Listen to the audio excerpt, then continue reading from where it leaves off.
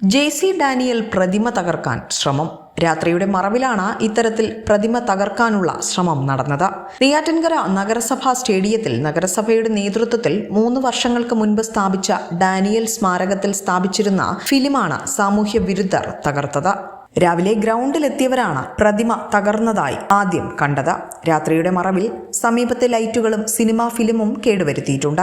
Neyyattinkara police എത്തി പ്രാഥമിക നിഗമനം നടത്തിയ ശേഷം അന്വേഷണം ആരംഭിച്ചു. അക്രമികളെ ഉടൻ കണ്ടെത്തുമെന്ന് പോലീസ് അറിയിച്ചു. ജെ.സി. ഡാനിയൽ മലയാളത്തിലെ ആദ്യത്തെ നിശബ്ദ ചലച്ചിത്രമായ വിഗതകുമാരന്റെ നിർമ്മാതാവും സംവിധായകനും കൂടിയാണ്. മലയാള സിനിമയുടെ പിതാവ് എന്നും ഇദ്ദേഹം അറിയപ്പെടുന്നുണ്ട്.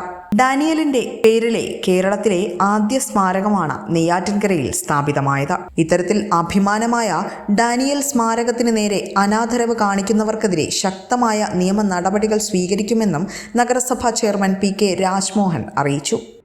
അദ്ദേഹം നോക്കിക്കൊണ്ടിരിക്കുന്ന ഫിലിം പെട്ടിയാണ് ഏതോ സാമൂഹ്യ വിരുദ്ധർ എടുത്തു കളഞ്ഞത്. ഇതിനു മുമ്പും 1-2 ആവർത്തി ഇങ്ങനെ ചെയ്തിട്ടുണ്ട്.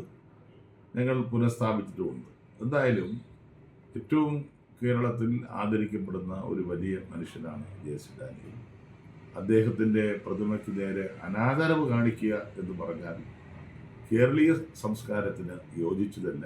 അത്തരം ആളുകൾ അതിൽ നിന്നെല്ലാം പിന്തിരിയണം എന്ന് വളരെ വിനയപുരസ്സരം അഭ്യർത്ഥിക്കുന്നതോടൊപ്പം അദ്ദേഹത്തിൻ്റെ നാമധേയത്തിൽ വളരെ വിപുലമായ രീതിയിലുള്ള ഓപ്പൺ എയർ ഓഡിറ്റോറിയത്തിൻ്റെ പണി തൊട്ടടുത്ത് തന്നെ നടക്കുന്നതും ദൃശ്യ മാധ്യമങ്ങൾക്ക് കാണാം.